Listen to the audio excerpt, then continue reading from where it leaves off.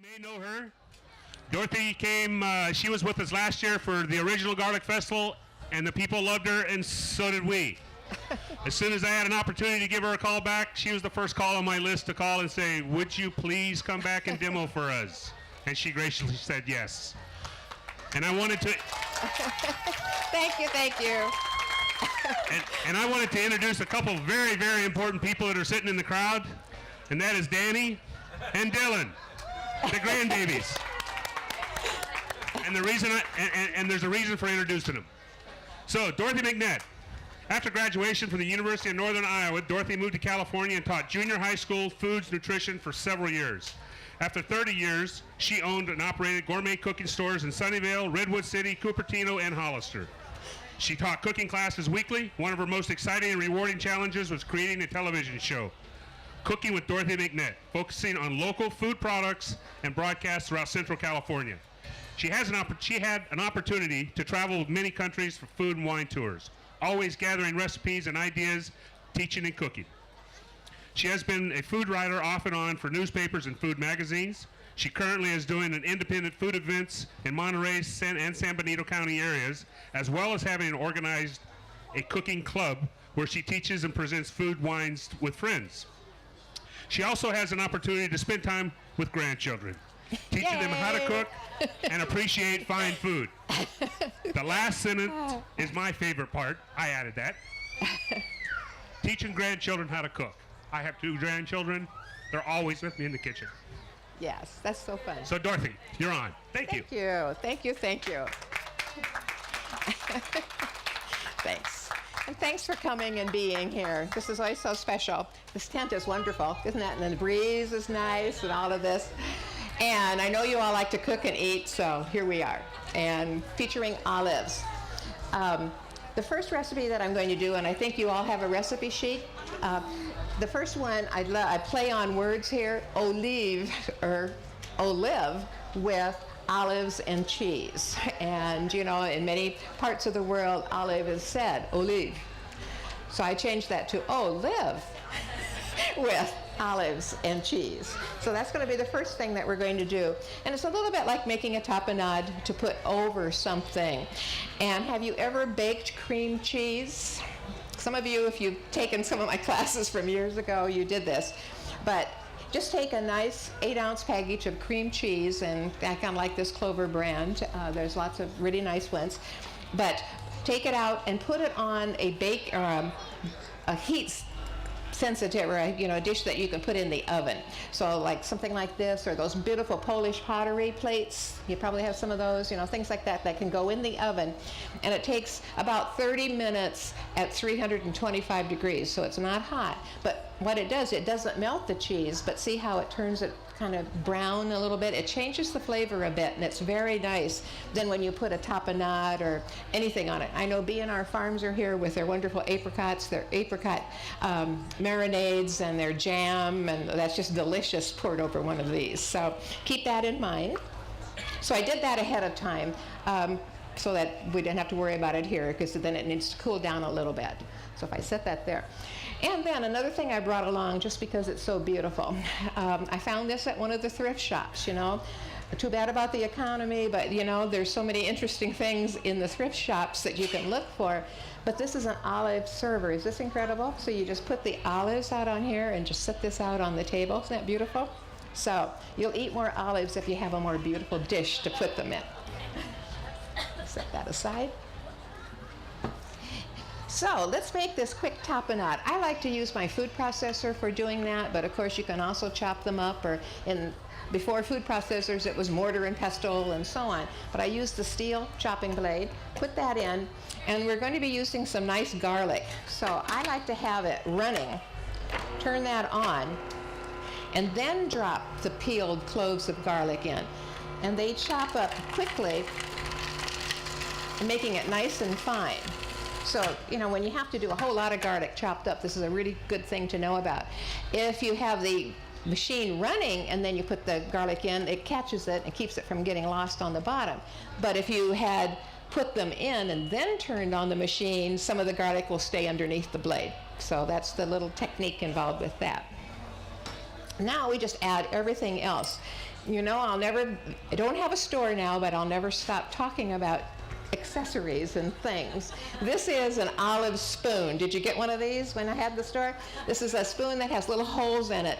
And you know how sometimes it's so irritating to get olives out of the jars without spilling the liquid all over. So you can just go in and dig them out.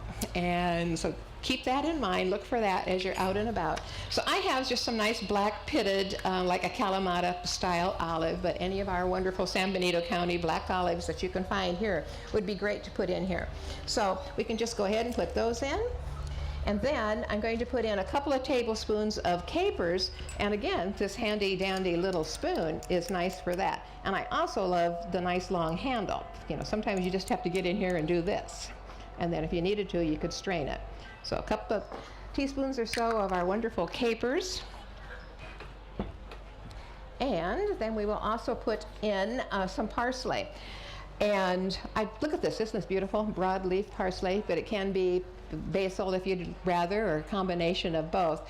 My suggestion is you get those herbs, and I know you buy if you get them at the farmer's market, or you grow them yourself. You put it in the refrigerator. 2 weeks later you throw it away because you've forgotten about it because it's still in the crisper drawer. You're all shaking your head. So instead, you know, wash it really good, put it in a nice glass or a vase. Now, I used to put water in it, but I was traveling with it, so I didn't have the water in there. But then you can just set it on your counter or on the middle of the table, and it becomes a bouquet. You know, and then as you walk by, you can grab a leaf or two and eat it, and it's good for you. So, but let's just take this. It's all nice and washed, and I'm just going to put it in, and leaves and all.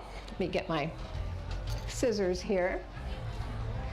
Leaves and stems, you know, it's all, as long as you've washed it good, it can all go in, and that just chops up in there along with it. And then we'll also put in the zest and the juice of a nice lemon, or it could be a lime or an orange. Y'all have your zesters? Don't you wish I had a store afterwards? You could all line up and start buying again. This is one of several brands of zesters. But years ago, we would always throw this rind away and not eat this. And this is one of the most valuable parts, actually, of the lemon, because you've got the oil of the lemon or the citrus in there, and it adds such a nice touch and such nice flavor. So don't forget about that. And we can also slice this in half and then just take a little juicer and put it in. So it's a balancing act to put the lemon juice in. So you have now the zest and the juice, and maybe a seed or two, but nobody will know when you use your food processor.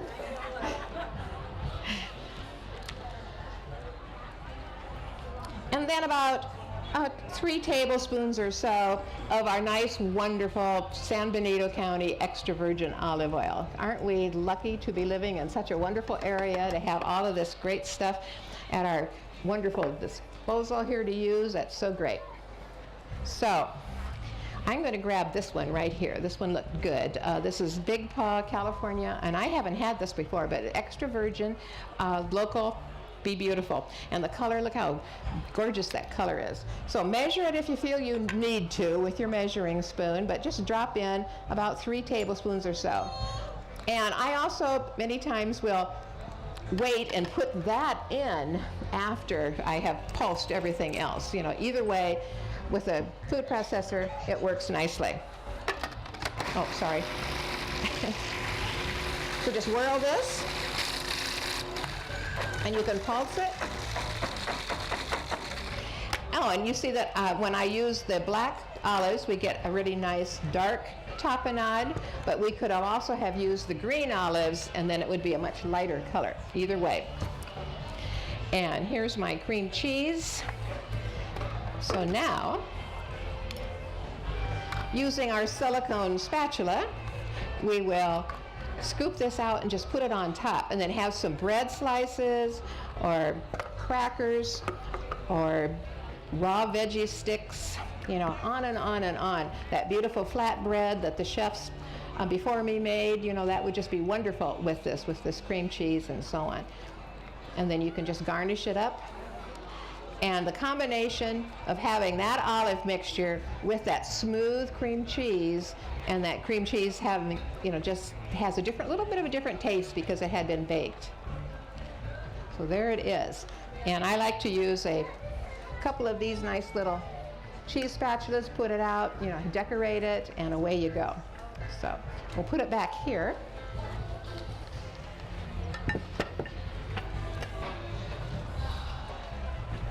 Will you make something like that? It's so easy. You all have your food processor, you know, it just works so nicely.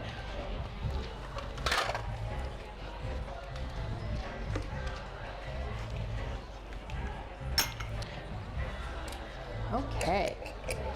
Oh, and did I forget to put the salt in? I don't know if there was salt listed or not. I wanted to mention that because sometimes the olives have enough saltiness to them that you really don't need anything added.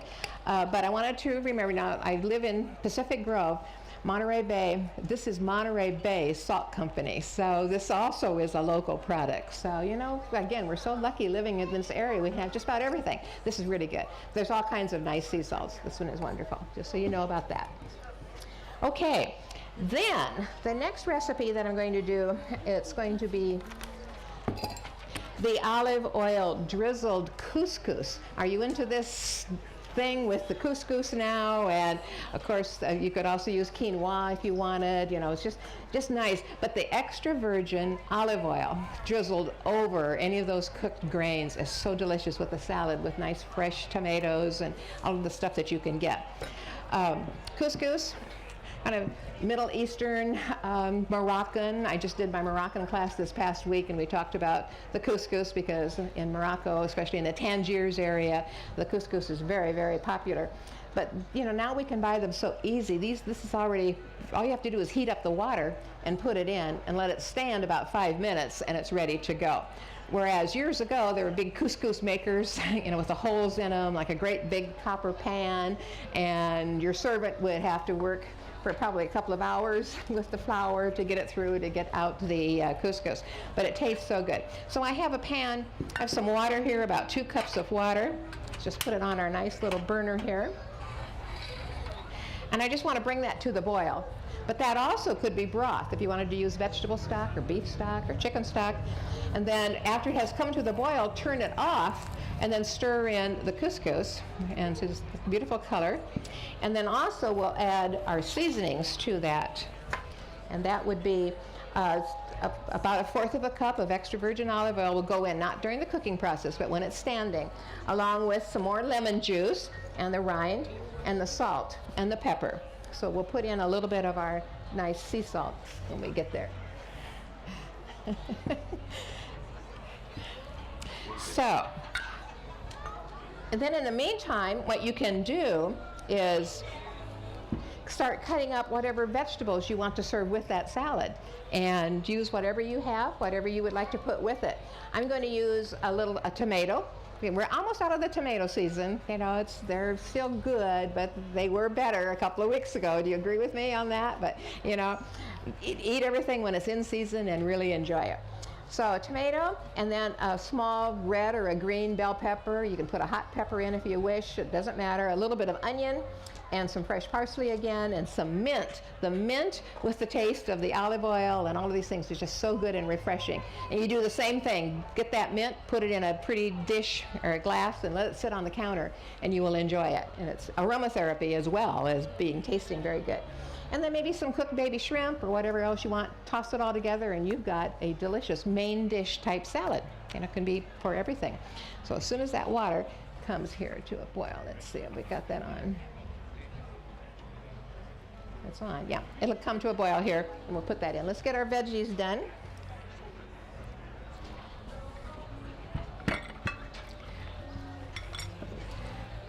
An onion.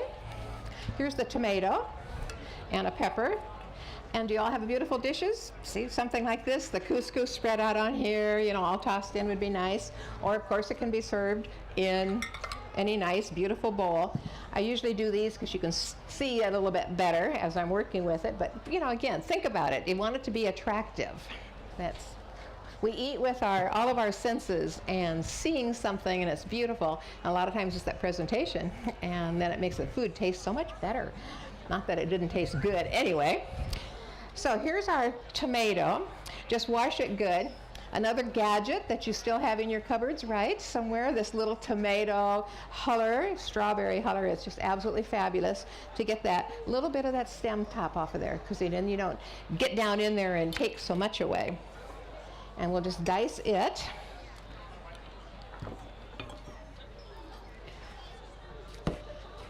Yeah, see, this is what I mean. They're not quite as red all the way through as they were a couple of weeks ago. It's still delicious, because I had some of these the other night. But I like them when they're just really, really red. Totally. But we'll just dice this up a bit, and we'll take our onion. And if you like chili powder, chili pepper, put one of those in.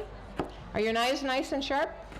So you can take it and the knife cuts right through that tomato skin without bouncing back? Or do you need some help? That's another class. And here, I don't need this whole onion, so many times you're going to use half of an onion or part of an onion, but then I know what happens. You have to eventually throw, another day or two, you'd throw the rest of it away. But instead, just cut off the top and then peel these papers back, but leave them on. Don't mess around with that root, because the root is where the water bubble, where the juice of that lemon is and keeping this thing alive. So we don't want to cut that one off right away. Leave it, and then I can keep the rest of this onion, and it'll be good for another couple of days without having to put it in the refrigerator. Also, because I haven't cut through that intense onion bubble down there, I'm not worrying about crying, because I'm not really, that's where you open it up and you get that sprayed in your eyes. That will make you cry. Just little hints and techniques that are fun to know about. Okay, our water is now just to the boil, so let's go back to this and let's get this couscous in there, because I need to have it covered and let it sit. And I already took my zester and had taken some of that zest off of here, so I'll just put a little bit more in, and then we can squeeze the juice in. We'll put some salt and pepper in it, and we'll cover it and then just let it stand. Here it is. Okay, and here again is that wonderful Monterey sea salt. Any good quality sea salt will work, but we'll put some of that in. It's nice and coarse. Some freshly ground pepper. Another technique is when you are grinding your pepper with your beautiful grinder, don't grind it over the steam. Instead, hold your hand over this so you are protecting it, or grind it out here and then put it over. Because if you get that moisture in there, you're going to ruin your nice, beautiful pepper grinder eventually. Okay, we want to stir this just so that couscous gets mixed in there. And look, it's already absorbing that water, just like that. That's because it's what's called pre-cooked. Then it's easy to work with, makes it fun and easy to make a salad very quickly. We'll just let that be covered so I can go back and finish up this stuff. So let's just dice up our onion and put it with the tomato. Take a little pepper, and I chose to use the green pepper since I have the red tomatoes, and that makes a nice color combination. But again, our vegetables, we're so fortunate with the amount of vegetables we have to choose from. All of our stores, our wonderful farmers, our growers all around here, it's so special. So, wash them, cut it, and I'm just going to use half of it. And remove those seeds. And then we'll just dice it. So by then, your couscous should have had its 5 minutes standing time, and then you can just put everything together in your salad presentation. And of course, you can also use greens with it. I didn't bring the greens today, but that's also very beautiful. So just assemble it, toss, and serve. And I did bring some baby shrimp, just because they're so pretty in there with the color and the taste, and just to remind you how easy it is to kind of clean out the refrigerator and make a delicious salad. And here's our mint, and I have some mint here, and I have some parsley. And I don't usually recommend that you put them in the same glass because that mint will take over, but I did that again for traveling since I was packing up this morning. I thought, oh, I don't need two, I'll just do one. And then I just like to take this and snip it together. And we'll toss it all in. But then the fun thing is to make it a drizzling salad where you can then, after you've put it in your beautiful dish, put everything together, have some of that olive oil in a little container, maybe a little glass like this, something pretty, and just have some beautiful olive oil, you know, maybe this light colored one, look at all these colors here, and then let people drizzle more of the olive oil over their salad. And with the couscous, that really, you could even have an experiment. You could have 2 or 3 different kinds, you know, have a dark green one, a yellow one, different brands, and then let people put a little bit on each of their taste, and that's a fun experiment. So play around with that. That's why I call this the olive oil drizzled couscous salad. So let's take a peek here. It looks good. Yep, as long as it's, look at that. What happened to that? 2 cups of water. And look how much we got. And of course you can chill this. Many times we like to have our salads really nice and cold. That's perfect too. But it also can just be warmish like this. So this goes in. And I want to put in the olive oil and just toss it all together. Look.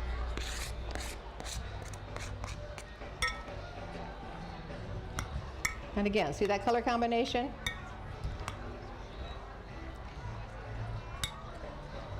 And should we put in our shrimp? Yeah. Dylan, you like shrimp? Yeah. Oh, good.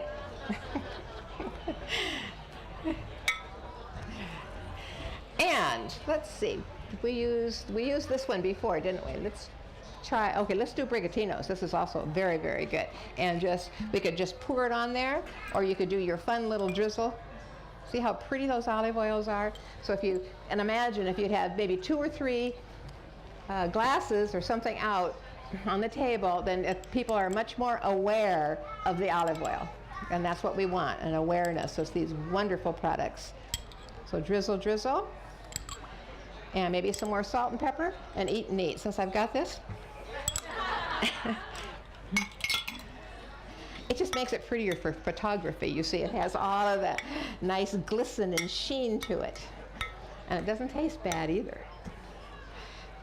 So, this could be served with lettuce, you know, whatever, on and on and on. Isn't that beautiful?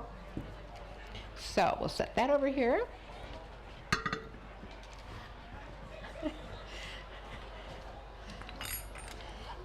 And then our next recipe that we're really going to talk about is the olive bread. And if you were here for the earlier demonstration, they made a really nice flat bread. Now this is quite different from that because this is going to be like a quick bread. It's a baking powder and goes in the oven and bakes in a baking sheet, or a baking pan. So let me show you. I made it ahead of time, so you can see what it's supposed to look like. So if you have a loaf pan, something like this size, or it could be the usual traditional ones will be a little bit shorter and a little bit wider. That works nicely. Okay, so this is the wonderful olive oil bread, and I'm going to serve that on here when we get ready for that. And we're going to drizzle more olive oil on the slices. That instead of butter, a little more olive oil on it. But let me show you a couple of hints in making it.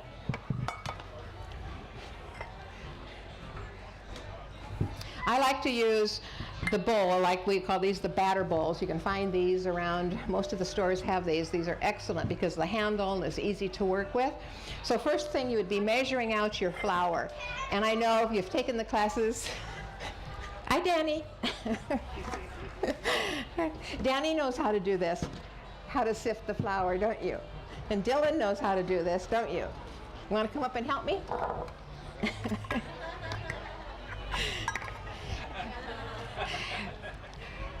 I was was known as Mimi Monday. I've kind of lost that chore now because they're both in school, but Mondays was my day to take, have like the kids.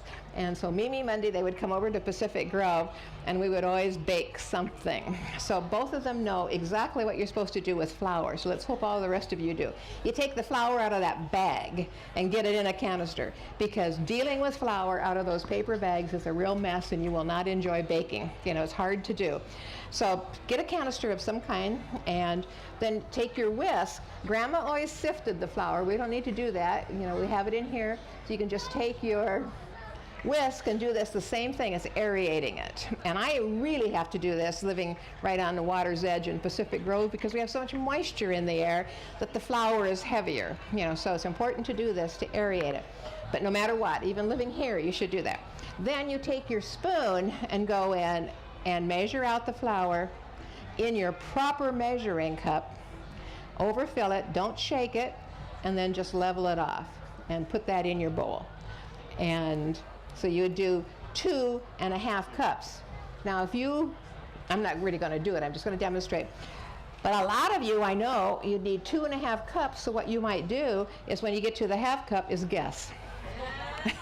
Oh, you do that, don't you? I can tell. Okay, so instead, make sure you use your half cup measure. But again, the important thing is you overfill it, and then you level it off. And once you get in the habit of doing that, you will thoroughly enjoy your baking so much more. It really is important. Then, so you'd have your 2.5 cups in here. Then you would use, again, that salt. So here's some of that sea salt. And then I love using the raw sugar. This is the turbinado, or sugar in the raw, or washed raw sugar. There's different brands on it. But it's still sugar. We're not calling it a perfect diet food, but it's sugar. But it still has the caramel taste and everything in it from the original process. So you can get that in all your stores, and I recommend that you do that. And by the way, this is all-purpose unbleached flour too. So if you do that, so you put your baking powder, your salt, and your sugar in with the flour, and then you take that same whisk and do this, and that gets that all mixed together. Okay, so now that's all in one bowl. Then you will take your olive oil and your olives, and if the olives are big, you might want to cut them in half. So I use these green olives, and I cut them in half, the one that you're going to see when I cut it. So get those ready. They can go in, and it's olive oil that goes in instead of the butter, and that gives it a nice flavor and a nice texture. You can pretty much substitute it, proportion by proportion. So you would mix those things together, and then I also put in the 2 eggs. So you would whisk up the 2 eggs in this bowl, and then add the olives and the olive oil and some grated onion, or you can use a shallot, or you can use green onions, or you can leave it out if you don't want it in there, and 2/3 cup of milk. And get all of that mixed together, stir it with your flour, and then put it in your baking pan, and it bakes at 350, and it may take as much as an hour. Just kind of depends on your pan and your oven. And it is gorgeous, very, very delicious. So let me cut some so you can see.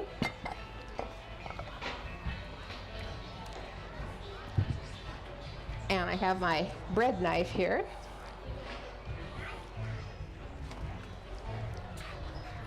So, will it come out of the pan or not? Well, I wanted to make sure that it would, so I already took my little spatula and went around, around the outside edges, so that I would be able to dump it out, because, sometimes they stick a little bit, but if you just work with it, you should be able to get it out. And isn't that beautiful? Yeah, yay, you like it?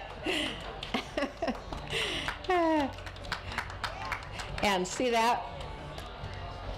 Those are the olives, and those were the beautiful green olives that are in there. And see how easily it slices? That's the olive oil, the texture, the flour, everything.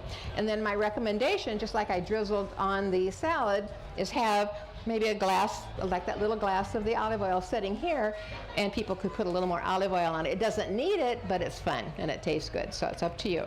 Will you make that? You have to do it on your own, and then email me and let me know. I move this out of the way.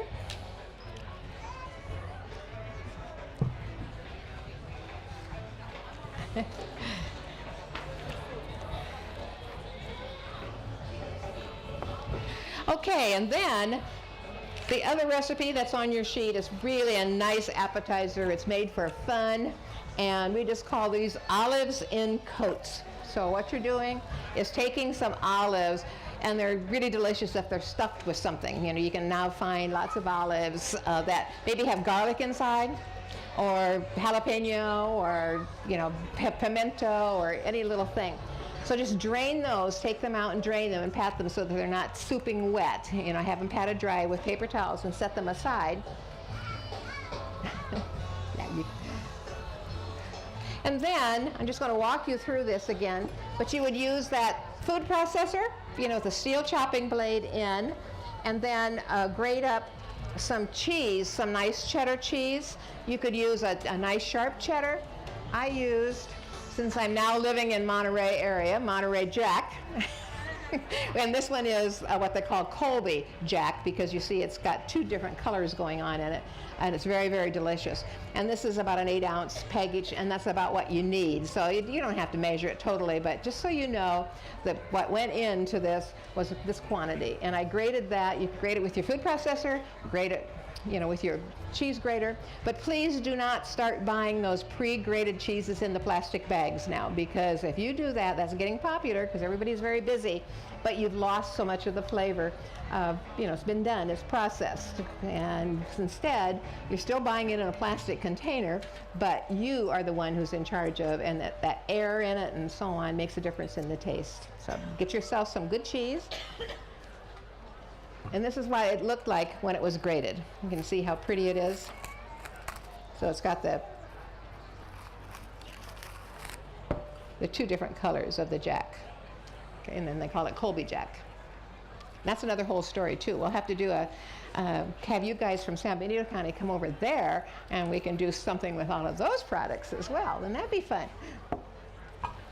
So what you do is, then you've got your olives, and these are the ones that are stuffed with the garlic. And because I knew that they were the people following me, we have the garlic demonstration.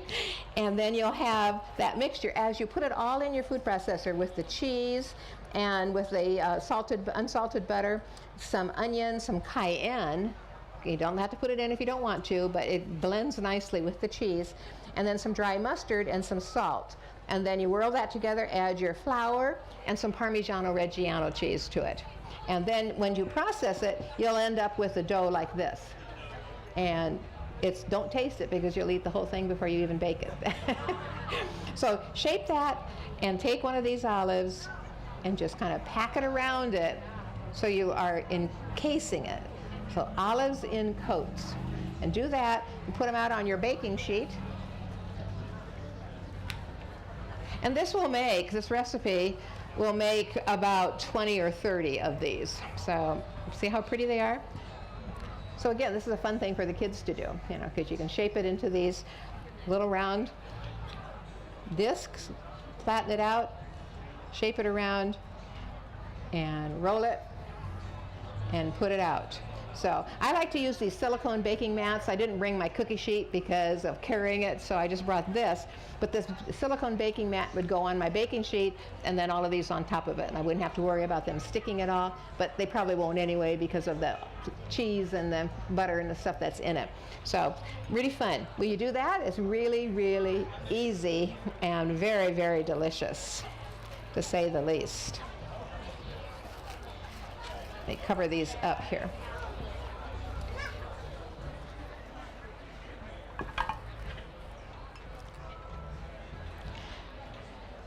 So this could work for that couscous salad too. Some interesting dish. Get these beautiful, interesting dishes out. So this is what they look like when they went in the oven. And then when they bake, it takes about 20 minutes or so, 15, 20, it kind of depends on your oven. But they don't look like they've really browned very much, but they brown a little bit, and they've gotten firm, but see, the bottom has browned up nicely. So this is what you're looking for. And then you can just put those out on your beautiful dish. Don't serve them right out of the oven, because that olive is going to be very, very hot, especially if you have one that has the stuffing in it, like it had the garlic piece in there. It takes a little while for them to cool down, so it's not nice for your party, because you can make them ahead of time and then just have them sitting out.